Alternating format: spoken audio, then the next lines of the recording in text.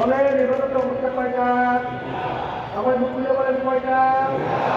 অথবা আল্লাহকে দেখতেছি, অথবা আল্লাহ আমাকে দেখছে।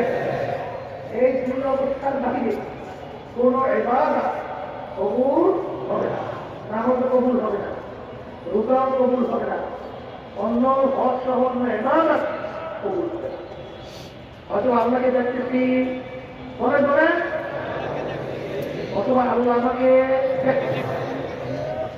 এক শ্রেণী বর্তমানে কিন্তু আছে, এই যে তাকাও, এটা কিন্তু